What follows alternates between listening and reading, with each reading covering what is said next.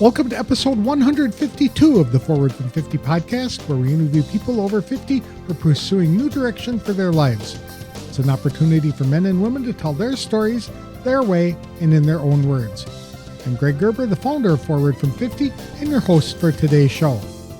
Today I'm interviewing Tim Christophersen. He's an environmental leader, author of the book Generation Restoration, and the Vice President of Climate Action at Salesforce.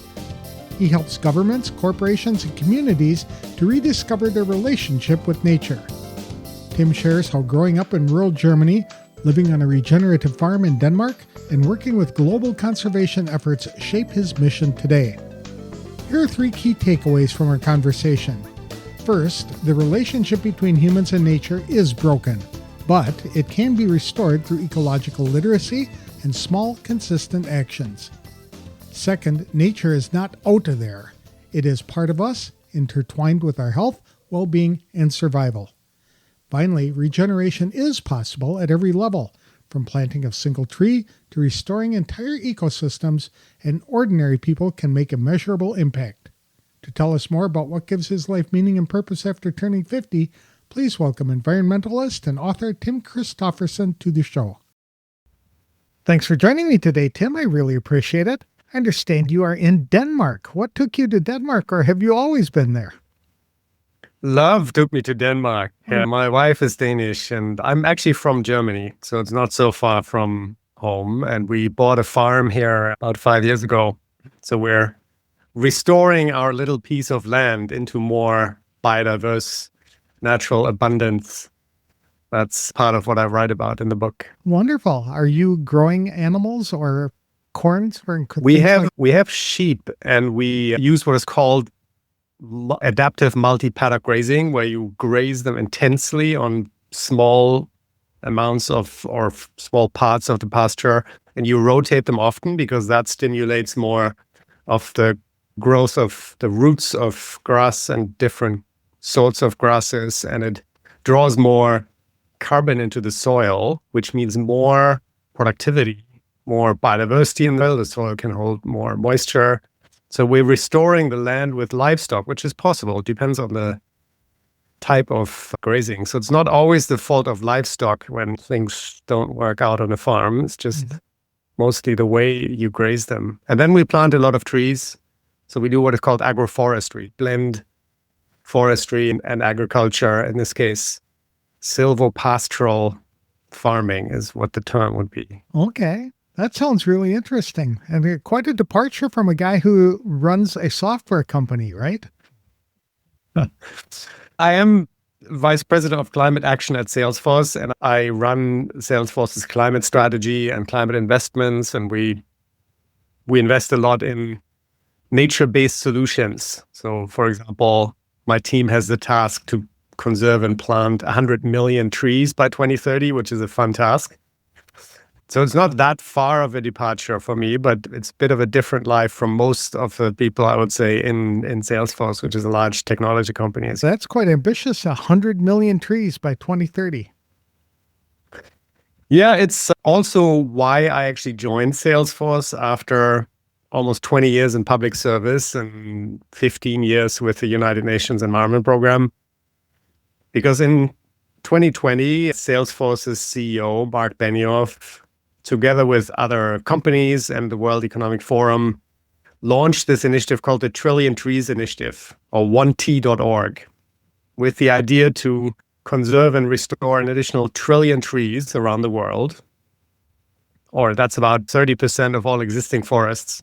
It's quite a wildly ambitious number. But to get more private sector involvement in restoring forest ecosystems at large scale. And at that time, I was working for the UN, and I was advising this software company that, to be completely honest, I hadn't actually heard of before. It's because I was not in the world of technology. I was in the world of saving the climate and saving nature.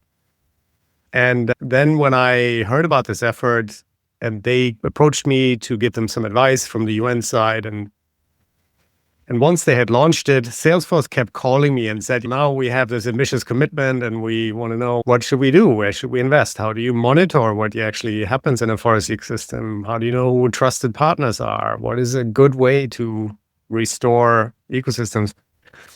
And after some years, they asked, we call you so often and we speak all the time, why don't you come and run this for us? And we also want to start a nature team. We have to do more for water because data centers use a lot of water. So how can we mitigate our footprint? And they said, just come and work for us. Oh, that's convenient. That was a very nice offer. I haven't regretted that because you have a history in sales and with Salesforce, you know that it touches many different companies around the world, about 200,000 customers, and they all have a trust relationship with Salesforce. So in my position in the sustainability team at Salesforce, I have a privilege to talk to many of the sustainability teams of Fortune 500 companies, and we brainstorm together what can be done about halting and reversing nature loss, what can be done to stabilize the climate, to stabilize food supply chains, and all these things that people say are environmental, but they're not really actually. They have to do with our food security, our energy security, our national security. They have to do with our mental health, our well-being, our human health. So it's really a fascinating place to work. How did you get interested in this from the very beginning? So I grew up I see this beautiful picture of a natural landscape behind you. I grew up in a remote village in northern Germany, and there wasn't really that much to do other than spend a lot of time in nature. So I was hiking and camping and fishing a lot when I was a kid with my friends from the village. And my grandfather was a forester, took me on long walks in the forest. And so this love for nature, I think, came from that time. I also believe that there's a term called biophilia. That affinity to nature is actually hardwired into most humans, if not all of us, because for all of human existence, we have co-evolved with nature, with ecosystems, we still do fully depend on nature. So I think in our core, we all love nature, but many of us have forgotten that we love nature, but also how to properly love nature, because there is a relationship here that is waiting to be rediscovered with nature. I agree wholeheartedly. I grew up as a Boy Scout, and so we were always out in the woods. Almost at least once a month, we were going out camping or something to that effect, and we developed a great affinity for just being outdoors and enjoying nature, whether it was super sunny or whether it was raining. We still had a great time and a lot of wonderful experiences. And I know that in Germany, the people there have been really focused on this for a number of years. When I was in the Air Force, I would write stories about Volksmarches that were being done in various communities or Air Force bases around the world. And that just an opportunity for people to get out and hike in nature and discover the joys of doing that. You know, the country that's most advanced in that thinking is actually Japan, because the term forest bathing is translated from Japanese and is now being used in medical circles in many places. Even in the US, there are 35 US states now where medical practitioners can prescribe time in nature for a variety of ailments. They lower blood pressure, they reduce anxiety, stress levels. And that's much, much cheaper than taking expensive drugs, although people might want to convince you that you have to spend a lot of money. But sometimes a walk in nature can actually be as effective or more than expensive pharmaceuticals that you have to buy. Isn't that interesting how it works that way? Is that all part of this new method, or they call it new method of grounding, that people are supposed to be out there and like walking in the grass with their shoes and socks off and just feeling that kind of nature? Is that something that you're familiar with? It's interesting because I wrote this book called Generation Restoration, which you got your copy just yesterday, yes. So I'm sure you haven't read it yet. But in the book, I look at how to rediscover the relationship with nature that is at the basis of so much of not only what we need in terms of food and shelter and clothing and all the raw materials for our economy, but also in terms of a relationship that we can have with the land. Of course, people who know that best and still know that very well are indigenous peoples around the world, but also rural communities. I live in a farming community in Denmark, and people have an affinity and a relationship with the land that is still sometimes, but not nearly often enough, based on reciprocity. Because my theory in the book is we are in a relationship crisis with Mother Earth, basically. And symptoms of that, like more a changing climate, destabilizing biodiversity, as wildlife populations are disappearing, there's more fires, more flash floods, more droughts. I think all of these things, even pollution that is caused obviously by humans, they're all symptoms of our lack of a proper relationship with nature. And if we could rebuild that relationship in this generation, we would all benefit immensely, economically, mentally, spiritually, for our health, for our communities, for our relationships with other humans. I think that rediscovery is a big step that we have ahead of us. And many of your listeners will know Jane Goodall, who sadly passed away a few weeks ago, but Jane wrote the foreword for the book, and she calls on us to take this next step in human evolution, to say, what is our role now to care for nature? Because nature has always cared for us, but it's become an almost abusive relationship where we only take and take.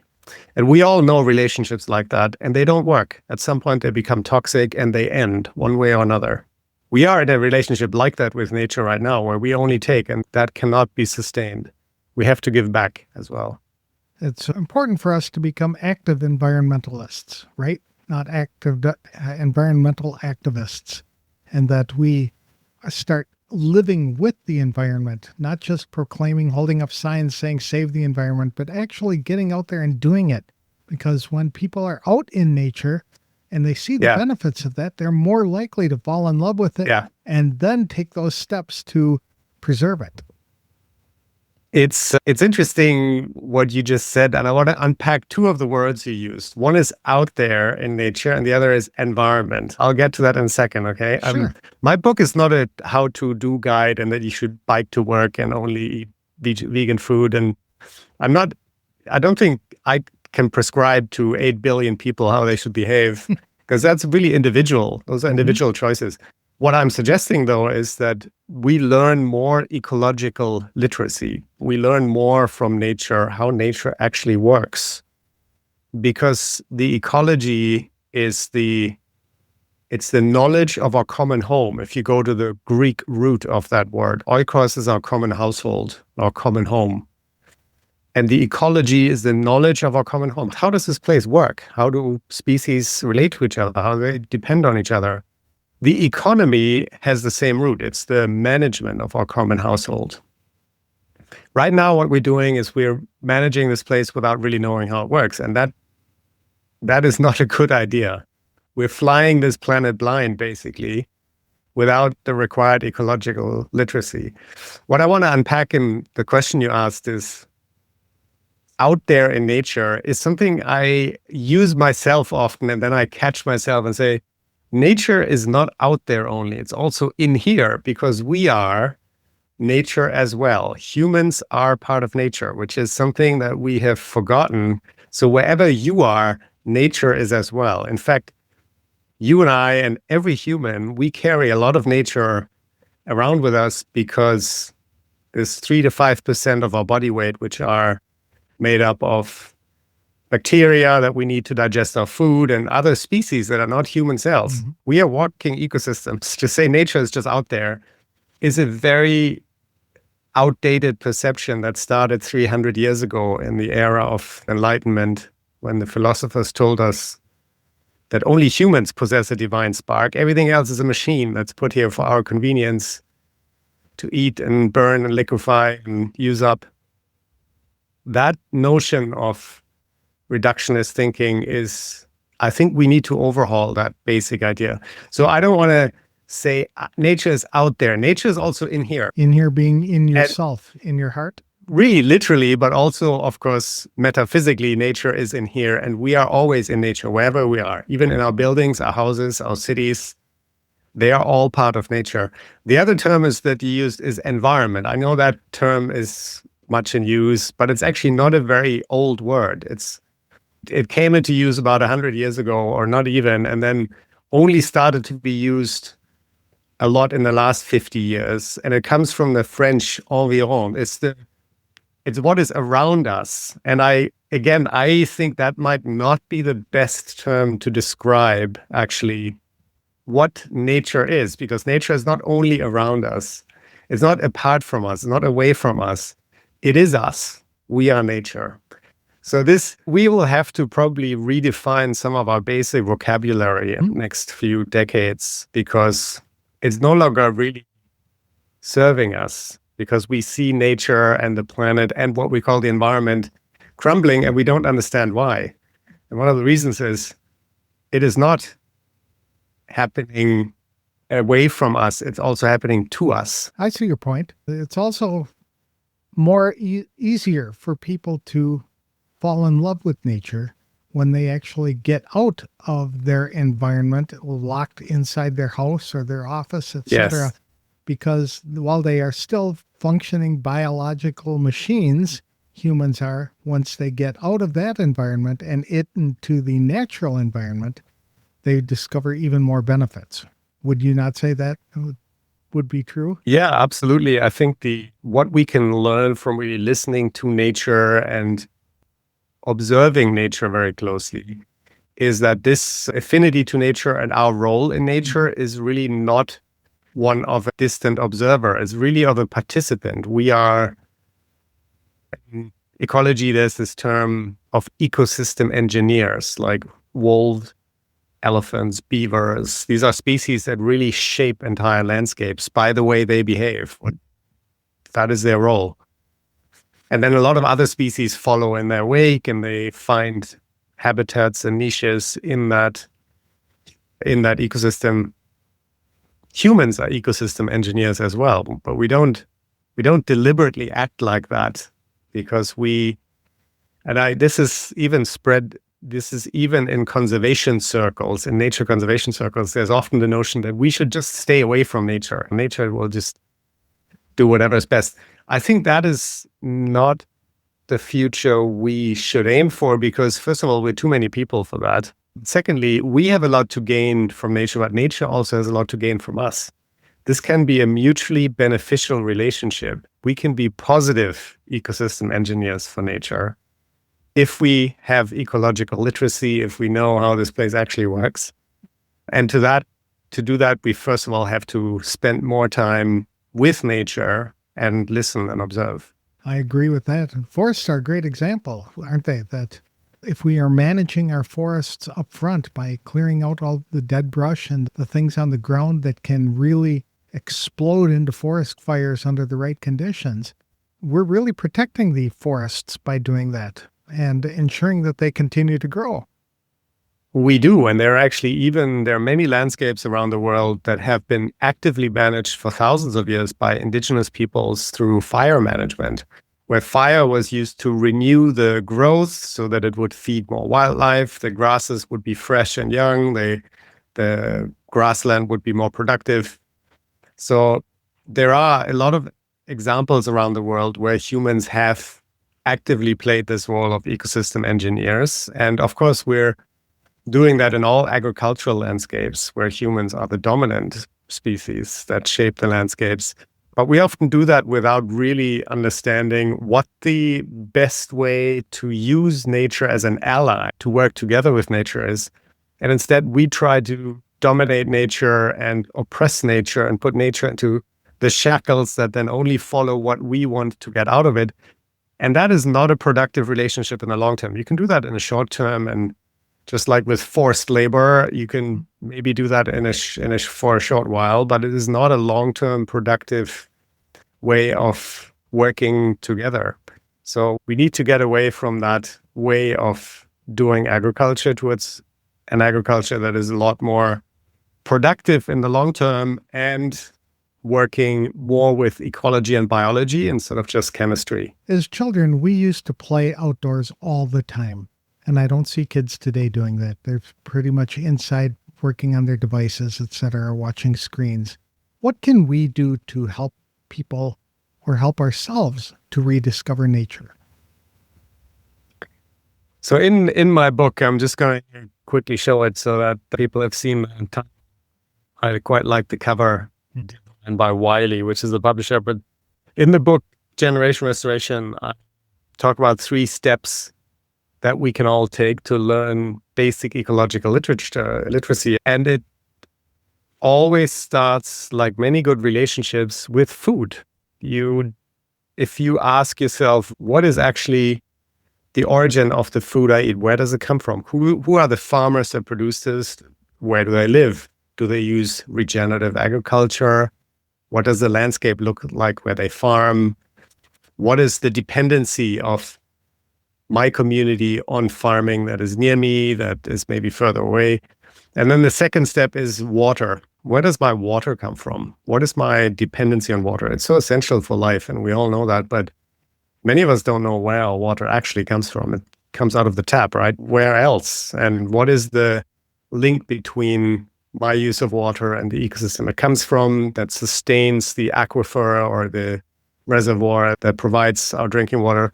And the third step is to understand which kinds of other species we share our spaces with and what nature does for us. If you live in a hot city, for example, trees literally can save lives during summer heat waves. There's a marked difference between the temperature in city streets that have trees and tree canopy cover and city streets that don't have trees.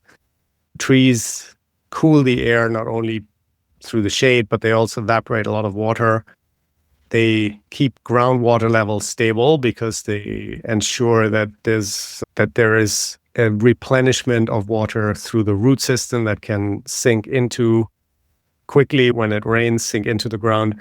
So trees provide us with a lot of what is called ecosystem services, and understanding some of these basic services that nature does for us wherever you live is the beginning of ecological literacy. And then with that notion of seeing nature as our most essential infrastructure for civilization, because that is what nature is, or is one of the many things that nature is, then we can also change our attitude towards investing more in nature and not just taking from nature and using nature's many goods and services.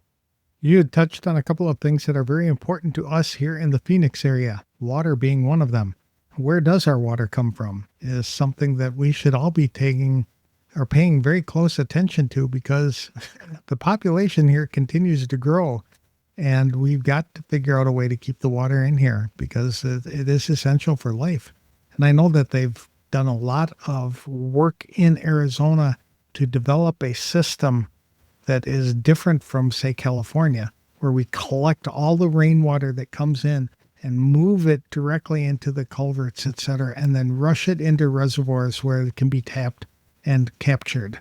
Whereas in California, they capture their rainwater and move it into the ocean as quickly as possible. And so it's 2 different approaches to the water, but I know that we can be doing more in that regard. And the other thing is planting trees. We're replacing trees in Arizona with concrete every year, and it's not helping us at all. It's getting hotter year after year. Yeah, that's true. We actually sponsored a project from Salesforce's side with an organization called American Forests, one of the US's largest, one of its oldest NGOs. They just celebrated 150 years. So American Forests has done a study across the US. They call the Tree Equity Index. They look at which parts of cities are the greenest, and then how is the quality of life there compared to parts of cities that are not green. So you can basically say, how much green space should there be for a city to have a high standard of living? And Phoenix is one of those places where they've started to plant more trees because clearly the city needs more trees for shade, for lowering the temperature. Obviously, trees have many other benefits. They also filter the air in inner cities. And a friend of mine did a PhD study on how many heavy metals one single tree fishes out of the air with its leaves and then puts back into its foliage, into its biomass. It's about 2 pounds of heavy metals per year that a grown tree, this was in Madrid, filters out of the air. And then sadly, in that plant, but the plant can deal with it a lot better than your lungs. It's one of those many functions of trees that we take for granted, but when they're not there, then we pay the price one way or the other. So investing in urban trees is a good investment on so many fronts for human health, for the city's infrastructure, for this concept of sponge cities. It's called cities that are better at absorbing large amounts of rainwater in a short while. Has our relationship with nature improved over the last 50 years, or is it getting worse? Because I remember growing up when factories were belching the smoke into the air and just nonstop all the time, and that they were dumping sludge into creeks and rivers and things like that. And that appears to have stopped. Are there other ways that we have changed to be working against nature, or have we started to work in favor of it? I would say right now the picture is a little bit mixed. There are a lot of success stories. You remember in the early 80s, we had what's called the ozone hole. There's basically a hole burned into the ozone layer that protects us from harmful UV radiation from the sun because of refrigerants in cooling devices. And then there was a global treaty that solved that issue over the last decades. It's actually not fully solved yet. It was one of these large environmental crises that we had that we were able to solve. And there are many rivers. You mentioned Germany. Our largest rivers have become much cleaner in the past decades. Clearly, there's a lot of species, both in North America and in Europe, that are rebounding. Beavers are one of them, our ecosystem engineers. There's been a 16,000% increase in the population of beavers in Europe just in the past decades because they had almost disappeared. And now they're really in a lot of places again. So when we put our minds to it, this is actually working. Conservation of nature, restoration of nature at scale can work. And at the same time, we're also still at what I call in the book a 10% world, where we live in a 10% world. Because when I was a kid, I was fishing for European eels. It's a relative of the North American eel. And they were a pretty abundant fish at that time. In the last 30 years, their population has dropped by over 90%. They're now an endangered species. They are a highly priced smuggled commodity. People have been caught at airports smuggling them in plastic bags and live eels in their suitcases to China because they fetch such a high price. So within my lifetime, a once common fish has become an endangered smuggled commodity. And that's not the only species. This has happened to many other species. So we have to get back from this 10% world to 100% world, because the natural abundance and diversity is what we deserve, but it is also what nature deserves and what nature wants, because nature's natural state is diversity and abundance. And we have replaced that often with a complete lack of diversity and a focus on just very few commodities that we produce. So getting back to that diversity and abundance is what Generation Restoration, my book, is all about. Florida's learning a very valuable lesson in that regard, because people have been introducing pythons into the Everglades, which is one of the most fragile and diverse ecological areas in America. And the pythons have just taken over, and they are reducing the diversity of that important area significantly. And I think people are waking up to that fact, and they're trying their best to try and correct that issue, but they're running into problems because they're mating pythons faster than they can catch them. Yeah, invasive alien species, they cause a lot of economic damage and hardship all over the world. But it comes back to my earlier point of ecological literacy. Any person with a bit of knowledge of how ecosystems work could have told you that is not a good idea to introduce them, or when they appear, to make sure they're taken out again very soon. Now I think we're stuck with species like that would be very hard to eradicate. So the question is, how do we then go forward from here? How can we build ecosystem diversity back into a landscape or a seascape when we've come to that state of disrepair in nature? How can we repair these ecosystems? And I think we can in most cases. It is possible. Different tools are needed. But our generation is the one that has all the knowledge, all the science, even all the money. There's enough finance in the world to do this. It's not even a big investment, maybe 1 or 2% of global domestic product, of the global economic output would be sufficient. So we can absolutely do this. But what we often lack is imagination. People don't know what they have lost, because in ecology, you have what is called shifting baseline syndrome. Actually, I opened the book with a story from Florida. There's a fishing company off the Florida Keys, and they used to operate a charter fishing boat called the Gulf Stream. And they've been operating from 1957 to until the early 2020s. And there's been a researcher from university in Canada who has looked at these 50 years of photos when the people came back with their catch and measured the size of the fish, the diversity of the fish. And between 1957 and 2007, the average size of the catch has been reduced by 90%. There are fewer species, these giant groupers, large sharks, they've all disappeared. But what is the most astonishing in the research is when you look at the faces of the people on the photo and you compare side by side these huge, large fish and the huge catch they had in the 1950s and then 2007, they look equally happy because they're blissfully unaware how much nature has disappeared. They don't know. If you had shown them the same day, they would have said, I want my money back, because why am I paying the same price that these guys paid and I get 10% of what they caught? Is that so because I think that imagination is something we need to get back. Is that because of problems in the ecology and the environment, or is it because there are overfishing? 1,000 more fishermen who are out there taking? It was overfishing, clearly, in this case. So all the large fish were taken. So what would help is a protected area where fish have the ability to reproduce and grow for a while without fishing pressure. And then that can repopulate other areas where there is fishing. So this is a well-proven technique in marine protected areas. You take relatively small areas out of production fishery, and they are the safe harbors where fish can reproduce.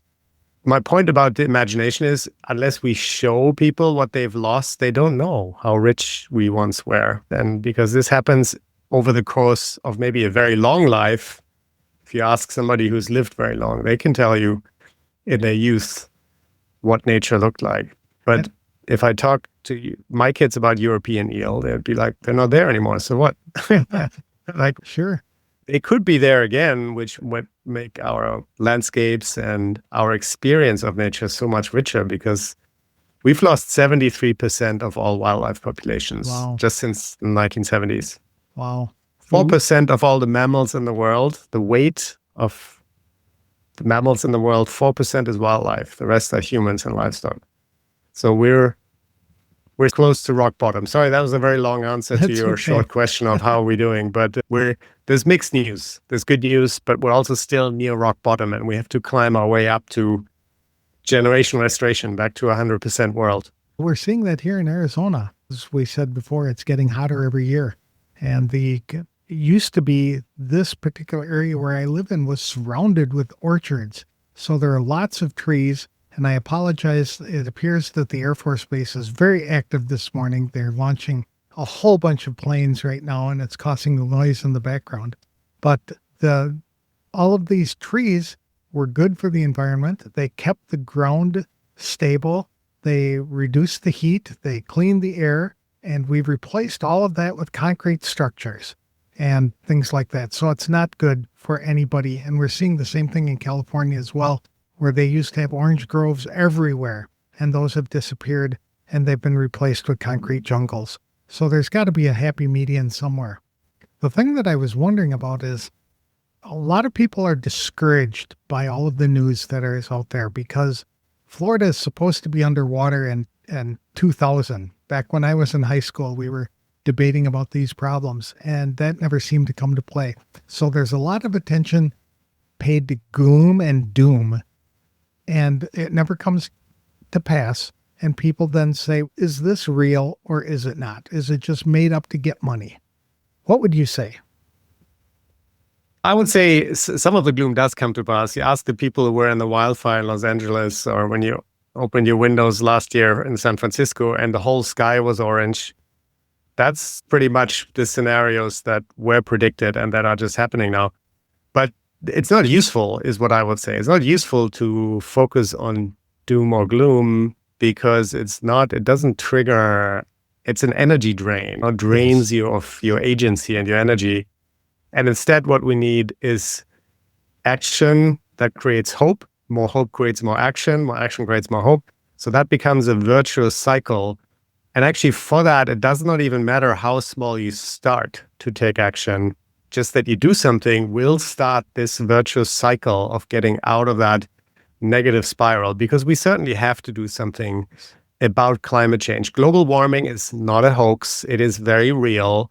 And people are dying from it more and more around the world, even in the US. The US is actually one of the hardest hit countries because it naturally has so much exposure to natural disasters like hurricanes, floods, wildfires, which are all intensifying. So the US is really on the front line. Of course, people there are more able to defend and protect themselves than in poorer countries, but still the economic damage is immense for insurance purposes. There have been, I think, over 20 what's called billion-dollar events with an insurance payout of over $1 billion just in the 2020s. We definitely have to do something about this, but it has to be something that gives people hope, that is actionable and not driven by partisan discussions or ideological discussions. This is not an ideological debate. It's about how much will my insurance cost? Where does my water come from? Where does my food come from? Can I have a healthy green city with clean air? These are things people worry about. And of course, they also worry about who should pay for all this. But there is enough money to go around because we're spending a lot of money on all kinds of things. And compared to that, saving and restoring nature would cost relatively little. Okay. So people should read your book, which is Generation Restoration. What are the key takeaways that they will get from doing so? They will hopefully get an optimistic outlook on our power as ecosystem engineers, because in the same way that we have degraded many landscapes, we can also restore many landscapes. I describe a few of these very large-scale success stories where landscapes are being restored at national and sometimes even at continental scale. I describe, for example, my favorite project, restoring the entire high Andes forests from Venezuela down to Patagonia. The Andes used to be forested at the very top. There used to be, it's called cloud forests that take moisture directly from the air and then store and filter it. And that was important for most of the drinking water in Latin America, but 90% of those forests have disappeared. So now there's a movement with tens of thousands of people. They've planted over 15 million trees to bring back those forests that provide drinking water for cities like Lima. So there are a lot of very powerful things happening in generation restoration, which is not only the title of my book, it's also the hashtag for the United Nations Decade on Ecosystem Restoration that we're actually in the middle of right now. It's 2021 to 2030. Okay. So we do have the power to take action. Absolutely. And even the smallest action, when multiplied by millions and billions of people, can add up. If everybody were to plant one tree, over the course of 10 years, how many new trees would we have in our country or our world? That would be a beautiful start. And even if you start with small actions, you will learn and discover so much more. My ask would be start with listening to nature and observing nature, because that will teach you a lot of things about actions that we can take and that are useful in your neighborhood. Go to online platforms like restore.eco or Patagonia Action Works, where you can see who is in your neighborhood already starting to restore community gardens or restore ecosystems near you, and where can you join? How can you maybe start a project? But start small, start somewhere, start local. start with what matters to you. And to observe nature, it's best to do it on your own outside of your house, not watching on the big screen TV or on your phone. That is right. That is right. Thank you for sharing your story with me today. I really appreciate it. I think Generation Restoration has the promise to educate people on ways that they can make a difference doing little things to have big success when collectively applied to everybody else who's doing the same thing. And you're right. Observing nature is going to lead us to understanding it more and falling in love with it. And when we fall in love with it, we want to save it. Absolutely. That's a very nice way to summarize it. Thank you. Thank you very much, Greg. It's a pleasure to speak with you. Tim Christophersen finds tremendous meaning and purpose after turning 50 by helping people to reconnect with nature and recognize their role as ecosystem engineers who can heal the planet rather than harm it. Whether he is managing global climate initiatives or restoring his farm in Denmark through regenerative grazing and agroforestry, Tim is motivated by the belief that humans and nature can thrive together. He said that even the smallest actions, like understanding where our food and water come from or planting a single tree, can create hope and fuel a larger movement toward restoration. To learn more about Tim or his work, you can follow him on LinkedIn. His book, Generation Restoration, is available on Amazon and in other bookstores. That's all for this week's show. If you'd like to start living a more meaningful life, I encourage you to download our free guide to finding purpose, which is available at www.forwardfrom50.com. We'll have another inspirational interview on the next episode of the Forward from 50 podcast. Thanks for listening, and if you like this show, please consider leaving a review wherever you download the episodes.